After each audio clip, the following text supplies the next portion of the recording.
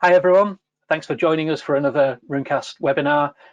The last of the webinars, sadly, with GoToWebinar. We're going to be moving to a different platform for our next event because technology has moved on, I think, and that's interestingly enough, that's going to be part of the thing that we're going to be discussing in this webinar today. We're going to just give people another couple of minutes to get logged in because, as per usual, it's always the case. You get the pop-up. Oh, you're supposed to be on this thing. It's like, well, look, should I be doing some work or should I join this? But we'll give people another couple of minutes. I can see we've still got a good number of people logging in right now, so that's all good. While we're waiting for people, I'd just like to introduce, well, it's not an introduction. I think most people are probably aware of this guy, but he's a new colleague of mine at Runecast. We've been making a podcast together with a bunch of other cool people for a long time now. But yeah, it's a real privilege of mine to be able to introduce you all to Gareth Edwards, the vExpert Pro, among other things. So we'll let him introduce himself properly in a few minutes when we get going. I'm just filling for time now is all really. Feel free to grab yourself a coffee or a tea or whatever. I'm going to try and take regular breaks because my throat is a little bit dry. Just while we're doing this, Gareth, how's my audio? I got some feedback after the last one, unfortunately, that the audio was a little bit clippy. So if that's the case, I can dial it down a little bit now. In fact, let's do that because I do look a bit like I'm clipping. There we go. It's okay. It's okay on my end. Hopefully everyone can hear me fine too. 2 thumbs up. As is always the case with these events, we have the questions window, we have the chat window. We'd really encourage people to take part. If you've got any questions or if you've got any ideas, or if you just want to go, yeah, I'm in this photo and I don't like it, then please do join in. We like these events to be as interactive as possible, and hopefully when we move to our new platform, it'll be a little easier to achieve. With the cool new things that we're going to have available to us. How are we doing? Right, so we're 3 minutes past the hour, so I guess let's get started. So this webinar is all about all this new tech that keeps popping up. How do we keep on top of it all? And it's a fairly common problem. It's been a problem that I've been dealing with in my career for a long time. And I know, Gareth, you've not been in the industry quite as long as me because you're about 20 years younger than me. But it's a constant struggle as a technologist, is the constant flow of change. So let's kick this off. So again, for those of you who don't know me, and I'm seeing some names in here that seem to be the usual suspects in the Runecast webinars, and it's great to have everyone back. But it's also great to see some new names in there as well. So this chap up on screen is me. You can probably figure it out. That's my pre-lockdown hair. It's what I could do with it right now. So yeah, so I'm the tech marketing manager at Runecast.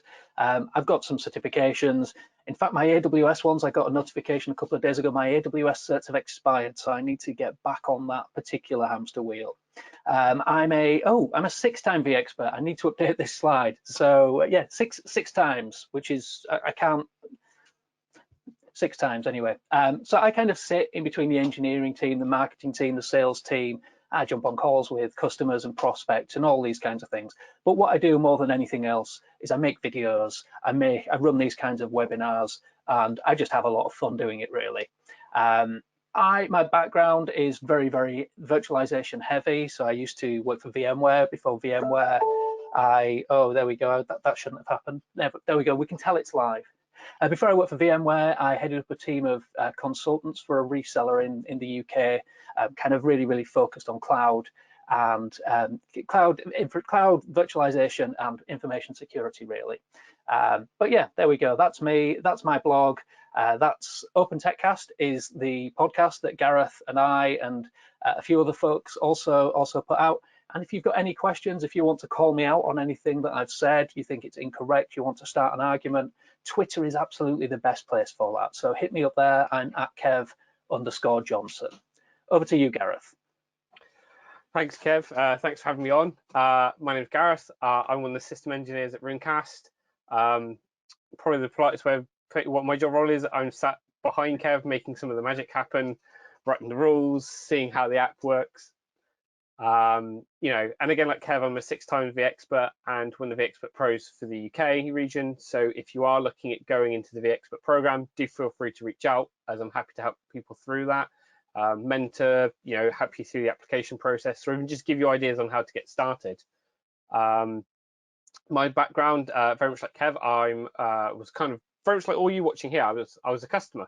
I've been a customer for years. I've worked for a few VARs in the past, but where my specialities come in, apart from kind of infrastructure, was Apple, and I also, oddly, that people are going to think I'm weird, had a love for security.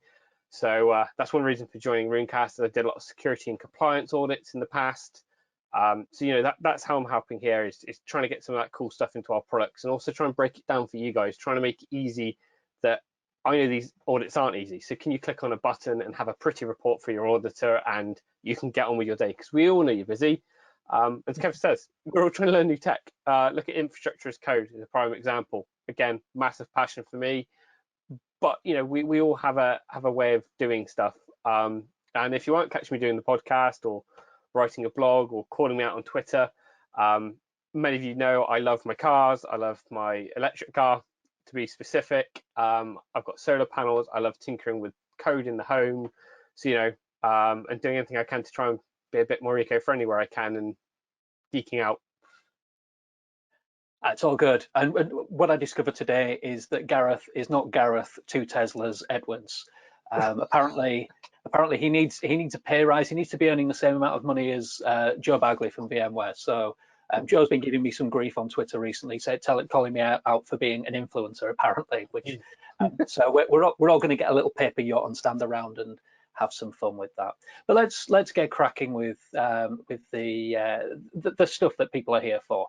We've kind of stabilized on the number of people in. So if you have recently joined us, please do questions, the chat, please do join in. We'd love to have that kind of interaction. It's something we really enjoy. So on that note, this is, I'm reliably informed, a hamster, and it represents probably 80% of my time back when I was a consultant. So I was that hamster. I was just going round and round and round and round and round and round and round the wheel, trying to get ahead of technology, never quite getting there. And I kind of, a couple of years ago, I kind of stepped off that hamster wheel, but I still have to learn these new technologies. I was fighting with Kubernetes on my Mac just before this webinar started. So you know, the struggle is real. I'm here to you know, I'm absolutely here for it. But Gareth, I know we've spoken in the past around you know, that kind of the certification hamster wheel and the constant flow of new technologies. So how do you keep on top of all of that new stuff? It's again, the first thing is finding time. We're all busy. Again, apart from my techie life, I have 3 daughters, so I'm completely outnumbered in this house. So finding any spare time is is a struggle. But you know, it's finding techniques that work for you. Is it a home lab? Is it reading? Is it listening to podcasts? It's finding your medium that works well for you. For me, I'm a multi-sensory learner. So some things I love doing, like yourself. Kubernetes, yeah, everyone's saying, oh, Kubernetes is the next big thing, and I'm quite very even as techie. It still scares me even. Yeah, drink. Every time someone says Kubernetes, you've got to take a drink. Unfortunately, for me, it's just lemon tea. But you know, if you've got something a little more robust, by all means, do jump in there. But you know, that I think a great thing probably hopefully agree, is throwing yourself in that deep end of the pool. Baptism of fire, people call it. It is by far the best way of learning. You know, again, I can reflect back on times in my career. I did Virtual Design Master, which was a great program. Simplest way to explain that to people is it was like a VCDX panel on steroids, but broadcast over the internet. So, you know, Kev says getting grilled on Twitter, but, you know, you've got a live panel grilling you at 2 a.m. in the morning our time. I'm not quite awake, and you've got people heckling or promoting you from the internet. It's certainly a good way of learning, is just get straight in there. Absolutely. And that is part of it, is just finding that thing. We'll probably segue off into it in a bit, is the magpie syndrome. We've talked about it on the podcast. and you've got all this tech flashing at you, and what do you choose? Which is the shiniest? Which is going to be the most value? And how do you distinguish that value? We use an agile method at Runecast, which I think is really good. And I've started pairing that with, I'm going to pronounce this wrong, Pomodoro technique and Pomodoro. Yeah, there we go. I was on a call with a Spanish customer just before this, so that's why I know what it's called. But I find that technique really good. Yes, their framework is 20 minutes, but maybe if you're doing something like extend that out to an hour. Find yourself an allotted time where you turn everything else off and you just focus. You zone in on that. You set your do not disturb up. You set your other things up, and you just throw yourself into it. I think I've seen a few good things recently. 100 days of code is a common thing going out at the moment. That's another way of doing it. You've got 100 days. You're giving yourself an hour a day or the time that you specify, and you just throw yourself straight into it. I think one of the things that's really important, though, is it's great to have the time to do, even if you want to get up and sit up until 2 in the morning and learn to do things through the VPM way. What the reality for a lot of organizations is you kind of got to learn on the job. So there's this constant, an operations team typically does not recruit someone new every time there's a new piece of technology that comes in. And that's that's a good point to kind of segue across to the problem as I see it anyway. And so most people on this call, I would imagine, and we've still got people logging in, which is great. Thanks for joining us, everyone. Most people are probably reasonably familiar with VMware's vSphere by now. It's been around for a long time, and it's been an industry standard for a long time. So a lot of people have got the skills that they need to manage vSphere in and of itself. But exactly a year ago today in the UK, actually, we went into a lockdown due to COVID-19, and one of the things that we saw happening a lot, we had a lot of remote calls with organizations, and what they were doing was they were taking spare compute that they might have had that they were going to use for other projects, and they were turning that into deployments of VMware's Horizon. And Horizon, for those not familiar, is like an end user compute remote working kind of tool, and it's an awesome piece of kit. It's a great tool. It's not the same as vSphere. It sits on top of vSphere, but it's not vSphere, so it's a different set of skills. So you might have had to upskill in something like Horizon very quickly. And if you're deploying Horizon, there's a very real chance that you're doing things with maybe VMware's vSAN, so the storage, the software-defined storage product. And again, vSAN is baked into vSphere, so that's kind of cool.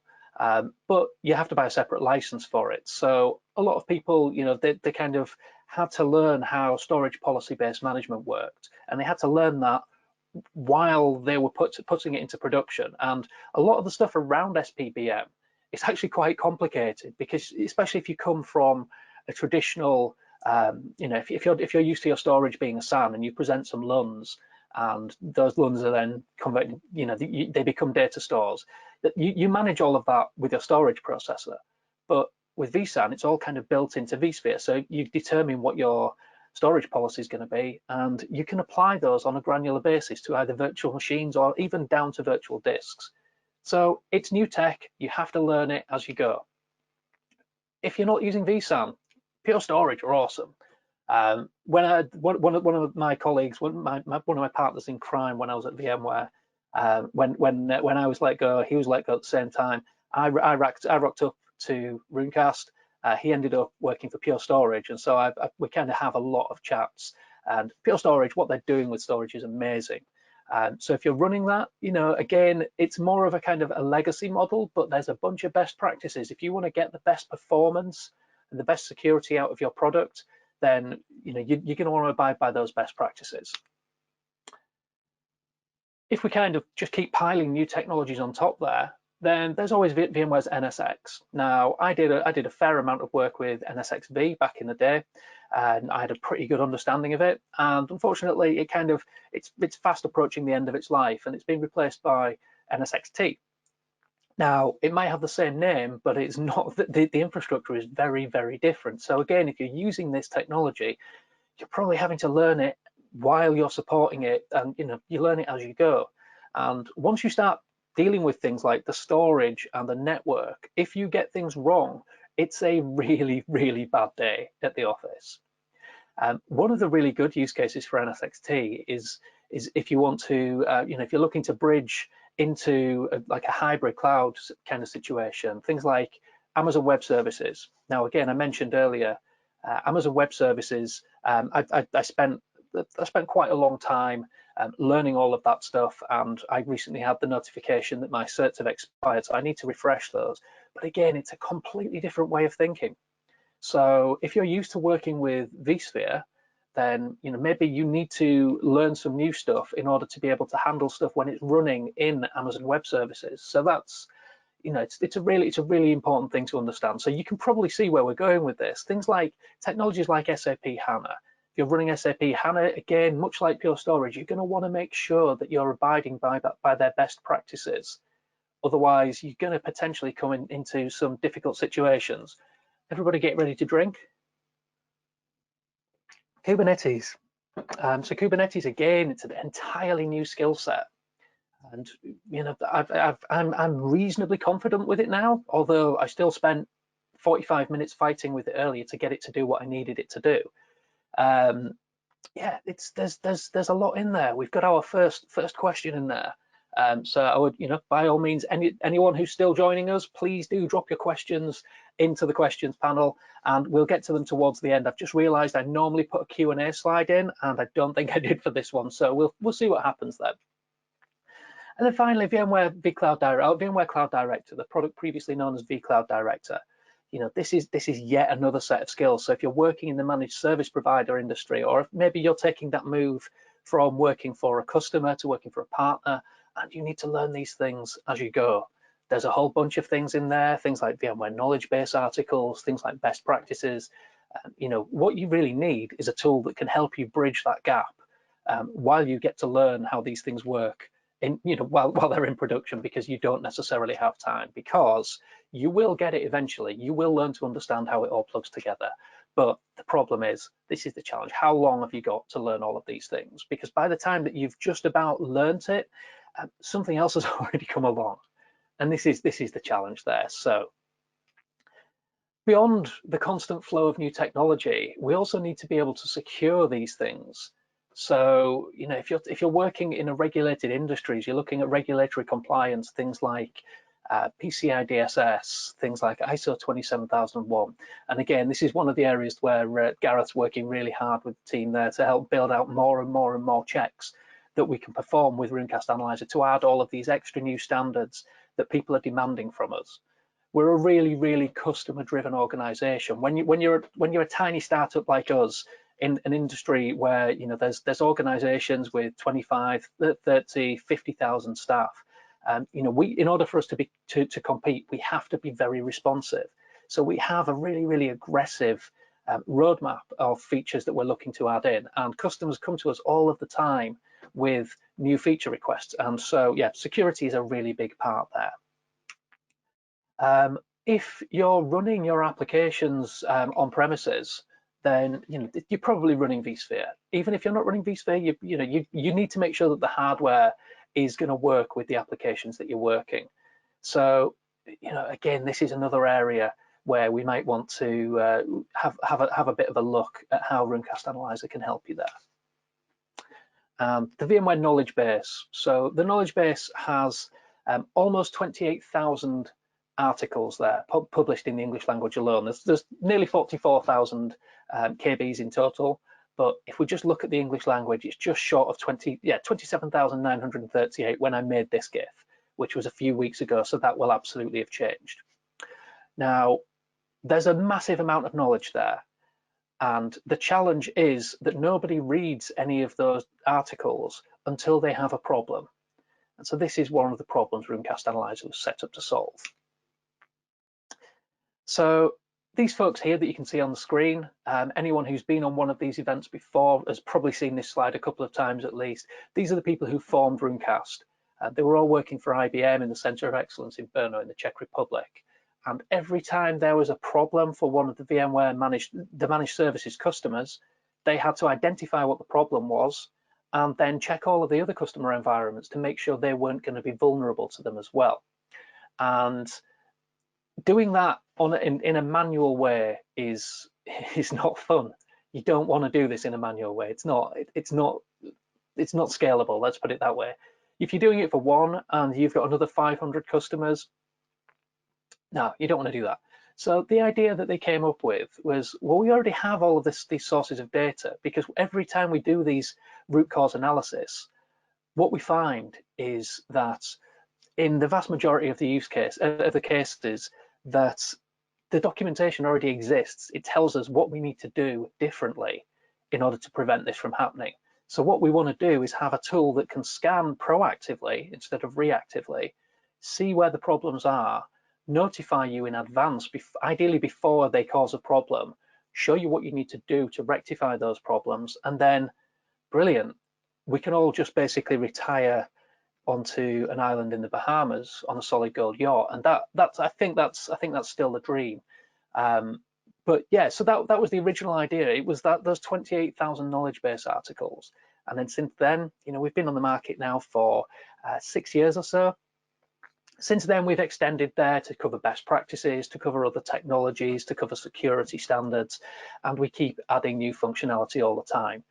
On that note, there's going to be, in a few weeks' time, there's going to be a really big announcement from us. So do keep an eye on your emails. You'll be receiving an email from us just to kind of let you know we'll be running a webinar. I can't give you the date for it right now, but it's going to be massive. It's the biggest new release of Runecast Analyzer, as far as I'm concerned, in my time at the company. So that probably gives you some ideas.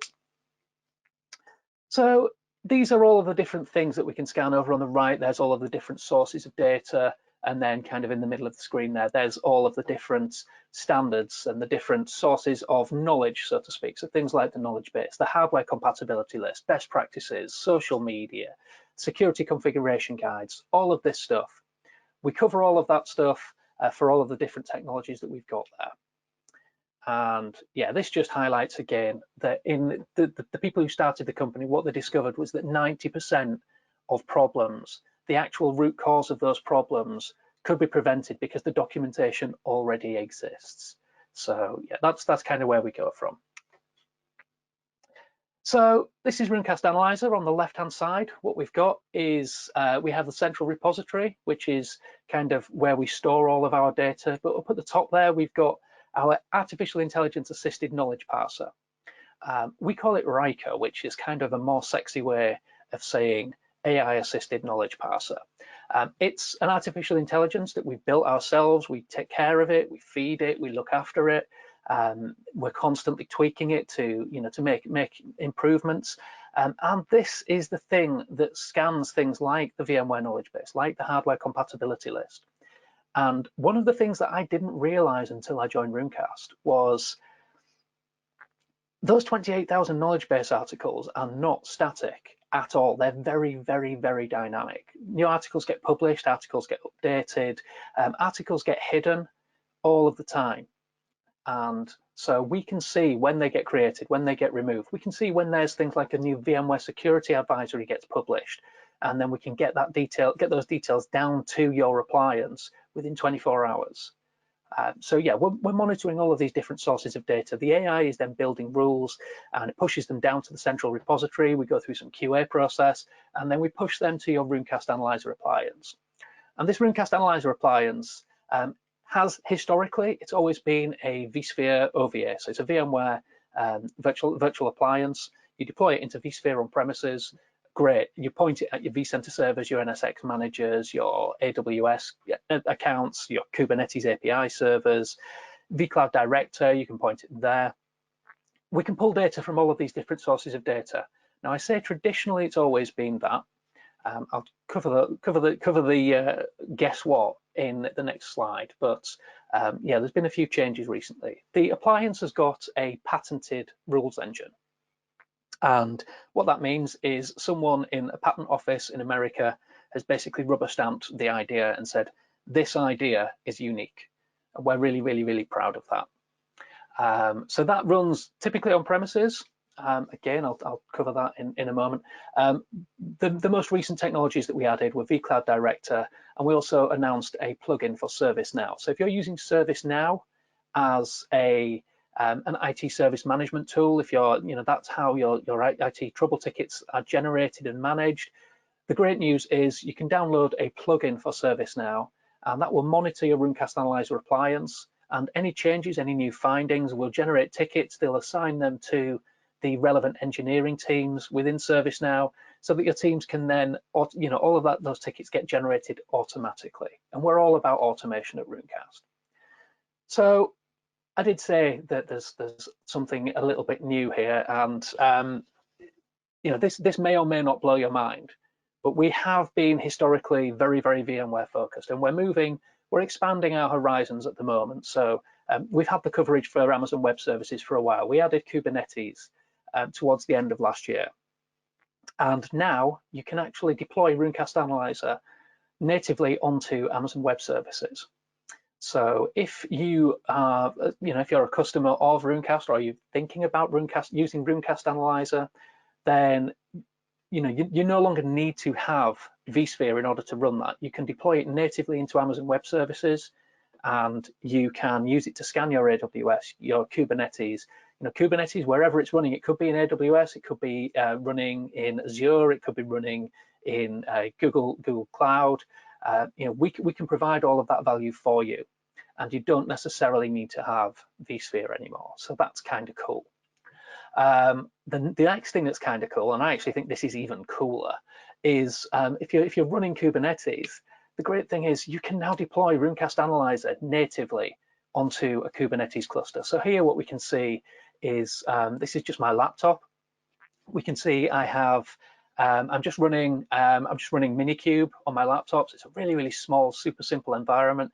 I've added a Helm chart, and I've installed Helm. I've installed Runecast Analyzer using Helm, and we can see here what's happening is the pods are coming up. The pods are now up, and it takes a few seconds for the pods to come up, and then all we have to do, let's just drop that in there to set up the port forwarding, so I can access. We can see the port forwarding is listening now. So if I go to localhost port 8080, I can now log into Runecast Analyzer on Kubernetes without any requirement for vSphere, without any requirement for AWS. We can set everything up in exactly the same way as we did for years using vSphere. But yeah, I think that's pretty awesome. And Gareth, I don't know about you. I know you do a lot of work behind the scenes on this side of things as well. So I don't know if anything you wanted to cover, and I'm going to drink some tea.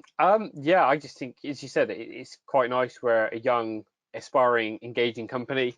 Again, that's the great thing, is we're all talking about learning, and that's our thing. Is I've learned so much, and I've been with the company just over a month now. So really getting back into things like Jenkins and pipelines, and really seeing what people on the cutting edge can do. As you said, getting rule sets out. I've written some rule sets and tested them, gone through the iterations. In big companies, I could be waiting anywhere between weeks and months before I see any movement. I've been seeing that in a matter of minutes. Not hours, minutes, and it just absolutely blows my mind. And that is a prime example there, just showing the power of how quickly our software can get deployed. So when I'm writing rule changes and click, click, click, and bang, I'm running the latest version. Even the technology, it blows my mind. It's so cool just to be able to throw it away and spin it back up in minutes. Yeah, one of the things I really like about the Kubernetes deployment is, one of the things we talked about for a long time now is how easy it is to deploy Runecast Analyzer as an OVA. And it still is. You can still deploy it. You can be up and running in 15 minutes. If you deploy it to Kubernetes, you can be up and running in 2 minutes. It's crazy. I'm not joking. And it's always going to be the latest version. Helm is there to take care of all of those, any kind of package management requirements. So it's always going to make sure you're running the latest version. Yeah, I think it's awesome. But yeah, on that note, I'm just going to flip across to a demo. I'm going to show you some of the functionality of Runecast Analyzer and show you how it can help with those things that we were talking about earlier in the session. Things like security, things like highlighting where those problems might lie, things like the hardware compatibility list, and You know, there's obviously lots and lots of capabilities here. We're definitely not a one-trick pony. In fact, I was talking to, I was on a meeting with a customer, and they described Runecast Analyzer as being a bit like a kind of Swiss Army knife for technology. And I really like that analogy. The idea that, okay, so maybe you know, you think you only need help with one thing, but actually, because we're gathering all of the data anyway, we can provide a lot of value for other things as well. So again, we've had a couple of questions in. If anyone has any thoughts about the things we've discussed so far, or anything else that we cover in this demo, please do just drop your thoughts. Then if you've got any feedback about the session, or if you just want to say my hair is ridiculous, I would agree with you. Unfortunately, I'm not allowed to. I can't get a haircut at the moment, and I won't let my other half anywhere near my head with scissors because it would be dangerous. But yeah, that's cool. So Runecast Analyzer, here's the main dashboard. So as we've mentioned at the beginning of the session, the various different types of systems we can connect to. So here we can see we've got a whole bunch of vCenter servers. We've got an NSX-T manager. We've got an NSX-V manager as well, because there's still, despite the fact that NSX-V is kind of reaching end of life, especially when we start looking at things like VMware Cloud Director, there's a lot of service providers out there who are still stuck on NSX-V. They need to do this kind of V to T migration. So we can help there as well. We've got a cool, actually that's another little thing that I always forget to highlight. We've got a cool little plugin for the vSphere client. So if you're a vSphere administrator, it's great having all of that data within Runecast Analyzer. But if you're anything like I always used to be when I was a sysadmin, you've probably got at least 100 Chrome tabs open, and you're constantly complaining about how much memory Chrome is eating, but you keep adding another 20 tabs anyway, and yeah, there we go. So what we did was we actually built a plugin for the vSphere client, and so it deploys onto the vCenter server appliance, and what you get is you can just select any object in the hierarchy here. We can see here, oh, we've got a problem there with the logs on non-persistent storage, but we have this widget, and this widget shows you all of the findings that Runecast Analyzer has detected, broken down into the various different areas here. So we can see it looks like we've got problems. It's specific problems in terms of security compliance, and that's not at all surprising because I've been let loose in this lab, so I've probably just made some really bad life choices. So we can come through, and we might want to investigate into why we're seeing these problems. Let's just get that widget loaded, please. Or not. Okay, let's do this another way. You can always tell it's a live demo because something always goes wrong. Right, okay, so yeah, okay, so if we look at the vCenter server, for example, we can see security compliance wise, we've got quite a few, we've got 638 problems, and a lot of them are fairly critical by the looks of things. We can see actually these are all, yeah, the vast majority of these are critical. So let's have a look here. We can see that we should have password policies configured, because PCI DSS states we should have specific password policies configured. We shouldn't be allowing people to just log in with a password of password 123 or any of those kind of crazy ideas. We can do things with the password history as well, so we can check out those kinds of things. We can break them down so that we might want to look at what specifically is relevant to vSAN versus what's relevant to vSphere. If we had for example, if we had NSX in here, we might see some NSX findings as well. But the important thing is, what we're going to show you is the affected objects. So these are the affected objects. It's just this specific cluster here. And then we can see what our problem is. And that problem is that it's a vSAN data store called vSAN data store, which is not a good idea because data stores need to have unique names, for example. So all of that data is available within the vSphere client, so you can really help to empower your sysadmins without even having to worry about giving them full access to the Runecast Analyzer appliance. Now, maybe you want to have a look at some of the other stuff in here. So there we go, that's what I wanted. So from the main dashboard, what we do is we break down the configuration issues that we see and the log issues that we see. So we gather data in a couple of different ways. We see data that comes in from the logs from the ESXi hosts, and then we also see all of the configuration details that we pull from our proactive scans. We're pulling data from NSX managers, from Horizon. We've got an AWS account in here, we've got some Kubernetes. In fact, let's have a look at the inventory view, because the inventory view shows you what we have.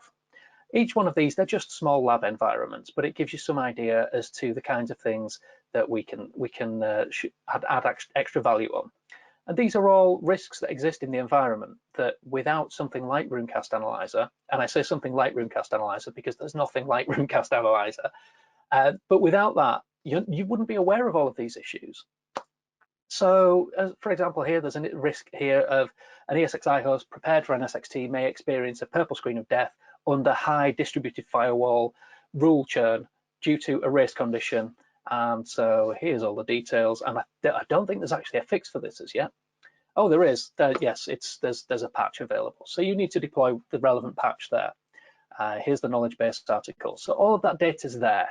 One of the other cool things about this view, and I have this conversation quite a lot with people who've got security concerns. So typically the way this works is I get asked about VMware security advisories and CVEs. So if you've ever had a look at a VMware security advisory, and I strongly recommend that you do, because burying your head in the sand is not the way to deal with these things. But if you've ever looked at a VMware security advisory, sometimes they bundle up a number of different bugs into the same advisory. But usually what happens is everybody wants to know what their exposure is. And we had this conversation with a prospective customer yesterday, and they threw a specific VMware security advisory, which came out a few weeks ago. And it had the code VMSA 2021, because that's how VMSAs are named. 2021 0002. This is a pretty nasty one. I think it had there we go. Yep. Okay. So what I'm going to do is I'm just going to stop showing healthy objects. We're only interested in where our exposure is, and we can see if we look at this Antares cluster, each one of these ESXi hosts is vulnerable to this specific open SLP bug. Now, there's a couple of ways we can handle this. If we read down here, there's a patch you can apply. But the other thing that's recommended these days is that the SLP service itself should actually be disabled. It's not used by vSphere at all. It may be used by third-party hardware monitoring tools, but it's not required by vSphere anymore. So the recommendation is actually that you disable the firewall rule set and you disable a service so it's not running. That would remove the risk without even deploying a patch, but you should still patch. There was also a separate bug within that same VMSA. And this bug was with specific regards to a plugin for vRealize operations. Now, a lot of people won't even realize that this plugin exists, because you might think, oh well, I'm not running vRealize operations. Why would I have that plugin? And the whole idea of the plugin was to make it easy for people to set up a trial of vRealize operations and configure it and connect to it. So all that plugin does is sit there to help you set up a vRops installation, even if you don't use it and you have no intention of using it. So again, you've got problems here. We can see, let's just select the relevant one. We can see this specific build of vCenter is actually vulnerable to this finding. So what we would need to do here we go. Again, we need to deploy a patch. Or we can disable the plugin, but again, you probably want to actually deploy the patches there as well. So just being able to see where your exposure to these VMware security advisories is something that I know a lot of VMware technical account managers, for example, they spend a lot of time fielding those kinds of calls when a VMSA goes out. And if you want to see all the CVEs that you're vulnerable to, yeah, there's a lot in these environments because, well, frankly, again, I've been let loose in them. So if you want your security testing, give me root access to your environment, and I will find a way to horrifically compromise it. So we can see here this specific vSAN cluster. Let's look at this specific ESXi host. Here are all the CVEs in total that apply to this specific environment. So again, that can be helpful for you. We've got a full exporting capability, so you can generate reports based on all of these things as well. So hopefully that kind of highlights the kinds of problems that we detect, those 28,000 knowledge base articles that we're monitoring. And we can see what's going on over the period of time as well. So we can see that there's an increase between these 2 points in time. Maybe what we want to do is check and compare with our previous result and see what's changed. So between those two scans, and those two scans took place exactly 24 hours apart, what we saw was we resolved 22 issues. So that's good. We got rid of 22 potential problems, but we also introduced 61. So we now have 1,492 problems. And yeah, there's no need for a JZ reference at that point, I don't think. But yeah, so having that availability, having that visibility into what's changing between 2 points in time can actually be really important when it comes to forensics and figuring out what has gone wrong. And maybe you've got a rogue admin who's making configuration changes. Maybe it's me, and things are going wrong. That people are making configuration changes. Maybe it's just you need to send someone for some training, but maybe it's something more malicious. But again, being able to see what's changed between 2 points in time is really, really important. I'm not going to spend too much time looking at the config KBs because we've kind of already done that, but we also have the best practices. We have the security compliance. So again, if you've got any of these kind of standards that are a requirement, so things like PCI DSS, ISO 27001, maybe you need to cover GDPR in AWS, for example. All of these standards are built in, so you just turn on the things that you're interested in, point Runecast Analyzer at those sources of data, and we will show you where your problems lie. ISO 27001, as an example, this was a standard we added fairly recently. It's one of the biggest standards we've added in there. We've got 270 checks across this environment. And in this environment, again, we've got a bunch of AWS services. We've got some vSphere, some vSAN, some NSX. We can check all of these for ISO 27001 compliance. And what we do is we can see over here on the right-hand side, here's the details of the actual ISO controls that we're interested in, that we need to monitor against. And yeah, so maybe your auditor comes to you and says, okay, well, how are you handling ISO control A9? Now, I'm not an auditor, so I don't really know off the top of my head. Gareth, you might know. What's ISO control A9? Oh, no, putting me on the spot, aren't you? Too slow. Oh man, and there's loads of them. So there's lots and lots of controls in ISO A9. So maybe you need to generate a report that says how you're handling ISO A9 on your vSphere environment. Let's throw vSAN in there as well, because vSAN is likely to be relevant because we detect it. We've got some NSX in there as well. So now very quickly we can build a report that shows exactly what our compliance state is in terms of ISO 27001 control A9 for our on-premises vSphere environments. Maybe we want to actually tie it down a bit further, or maybe we don't, but let's say we want to kick out a PDF file, because then we can hand it to our internal auditors and say, okay, this is where we are now. This is why we need another 3 months to prepare before we have our ISO audit. But we know, knowing where your problems lie is the biggest part of the battle. Actually being able to get in front of those problems with that before an auditor comes round, and kind of having that visibility is, at least then you know what you need to do. We can also actually generate a report that will give you a list of all of the items that are affected as well. That just takes another few seconds to generate, so I tend not to do that on the live demos. But you can absolutely do that. You can hit there. If you check that include affected objects, that will give you that list as well. So again, that can be a really good place to kind of start when you start thinking about audits. And this is not just ISO, it's the same for all of those different regulatory standards. There's a VMware guideline. Sorry, yeah, go on. As Kev says, and those PDFs are brilliant examples for your auditors. Having a before and after shot. I know, coming from the audit background, that will keep me well off your back for a while. If you go, this is how we were 3 months ago, this is how we are now. I've then got quite a lot of paperwork to then go through, and suddenly you got Mr. Auditor off your back a bit quick.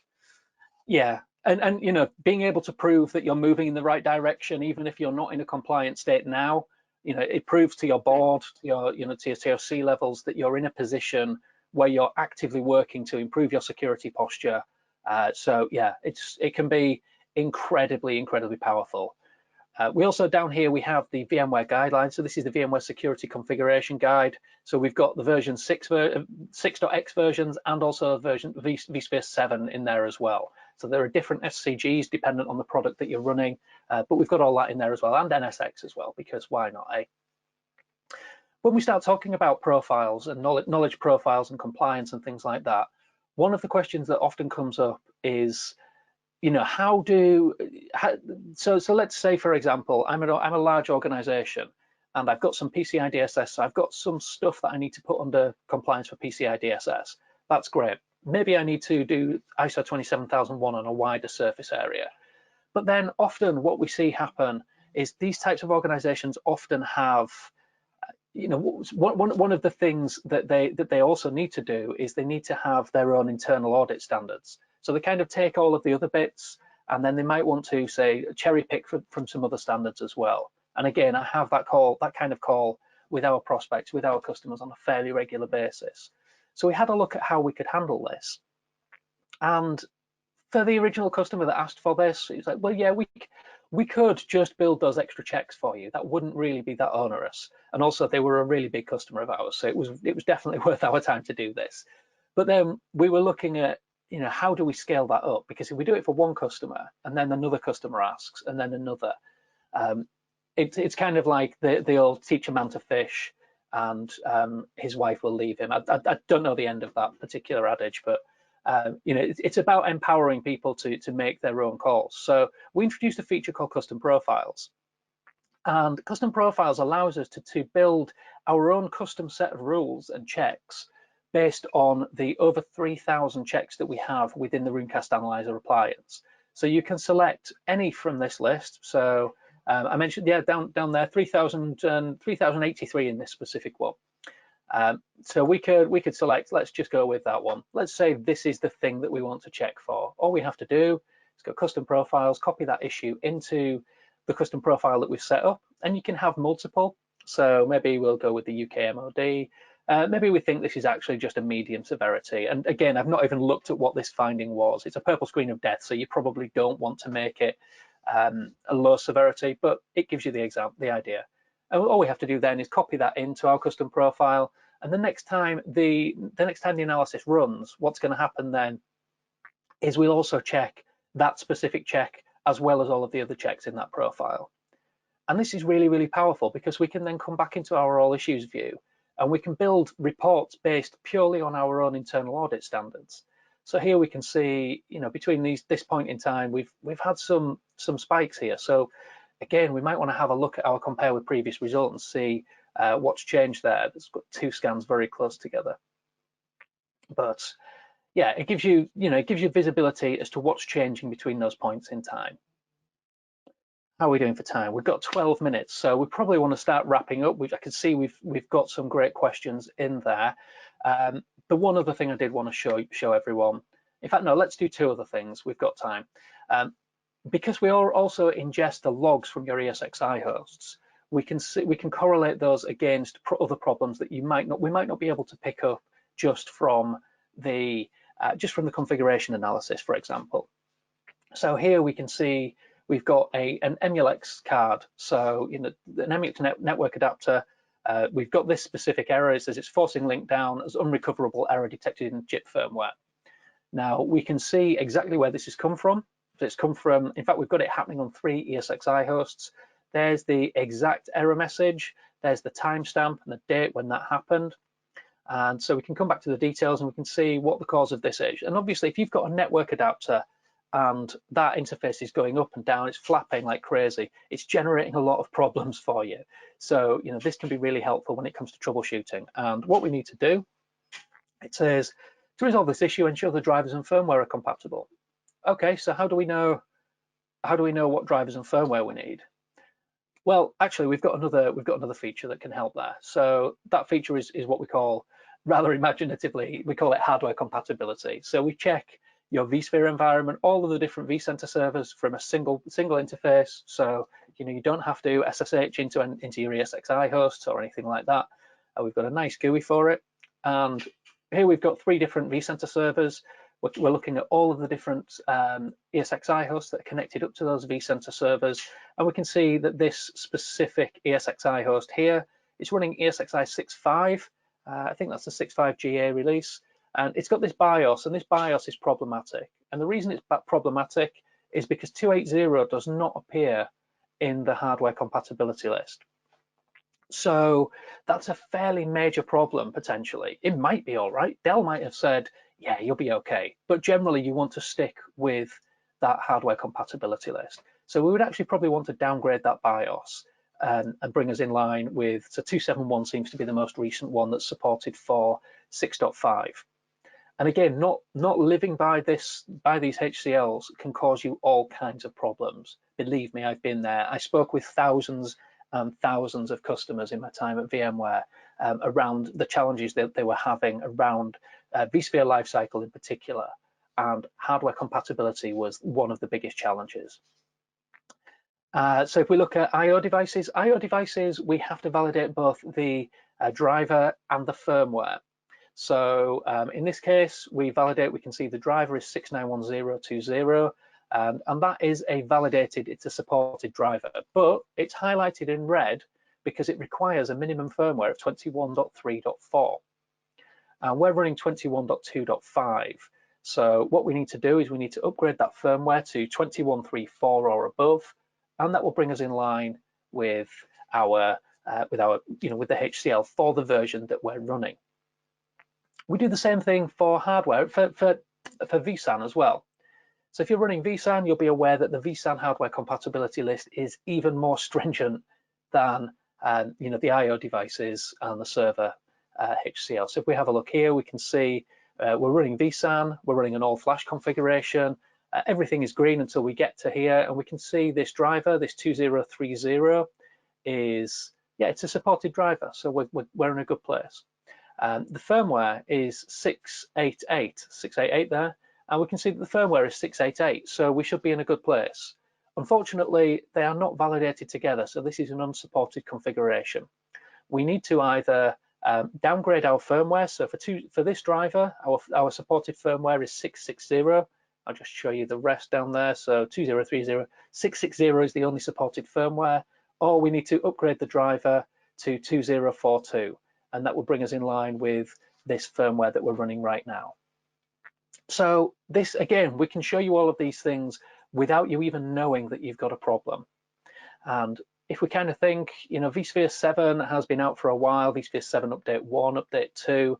Update 2 seems to be having some problems, so maybe hold off on that upgrade until that gets fixed out. But let's say you wanted to do an upgrade to vSphere 7 update 1. We can simulate this very, very quickly because we already have all of the data on the appliance. We know all the hardware, all the HCL details. We can see the most recent update was 6 days ago. We release updates every week. And we can see, here's all of our problems. If we were to upgrade to vSphere 7 update 1, this Dell 271 BIOS would not be supported. So if we have a look down here, we can see there's a whole bunch. In fact, that Dell 280 BIOS that was running on another server, that is supported for 7 update 1, but it's not supported for 271. We can then look at the I/O devices, and we can see exactly the same problem. This firmware needs to be upgraded to 23.14.06 in order to be compliant. And then again, let me find a vSAN node. Again, from this perspective, the firmware needs upgrading from 688 to 7 in order to bring it in line with the HCL. So that's that's a bit of a whistle-stop tour of Runecast Analyzer. Hopefully that's been helpful for people. As you can probably imagine, we've come a long way since we started just doing the knowledge base article analysis, and we're not slowing down anytime soon. As I said, there will be an announcement in the not too distant future around the next major release. So watch this space.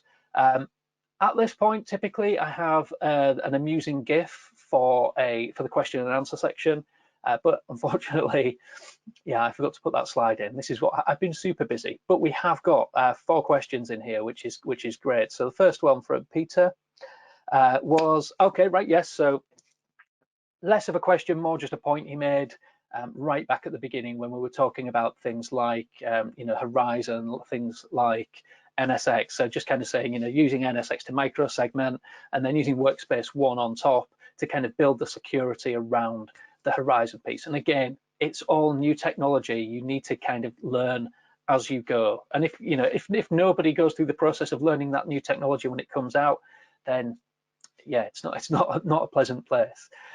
Musen says, thanks for the presentation. Thank you for joining us. I do appreciate everyone who's joined in. And I really appreciate everyone, especially everyone who stuck along till the end. I know we've had some people always have to drop out as we get towards the end of these sessions, and that's absolutely fine. The recording will be available after the event. So if you have any questions that come to mind, maybe you're speaking to some colleagues, you're having a chat with your boss, and you're kind of looking for some tooling, you think Runecast Analyzer might help, then feel free. In fact, let me just click across to that next slide while I continue to chat. You can go to runecast.com and you can start a free 14-day trial. So you can download the appliance, deploy it on premises, point at all of those different sources of data, get a really, really good look at what's going on. If you'd like to learn more, in fact, let's not wrap up quite just yet. We've still got another 3 minutes. Adrian just says, thanks for the webinar. Is wondering what happens when you're doing offline updates of Runecast. In the middle of the update, the VM restarts or vSphere HA restarts the VM. Will a new version be installed automatically again after the VM powers on? So if the update process doesn't complete, then yeah, it's not complete. So it should require to go through again. But the application updates sometimes require reboots. So if you've got to the point where the application update has been completed and you've got that unexpected reboot, then you will find that the application has been updated. Otherwise, yeah, you're going to need to apply that again.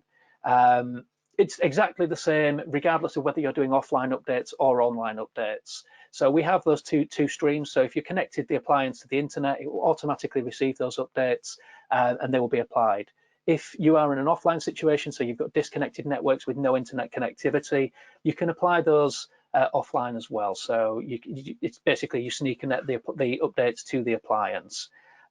So yeah, that's a really good question. Thank you, Adrian. And I heard rumors you're expanding. So this is from Anthony, who says, I heard rumors you're expanding the equipment and technologies Runecast monitors and provides information for. What technologies are currently in the plan that are not VMware?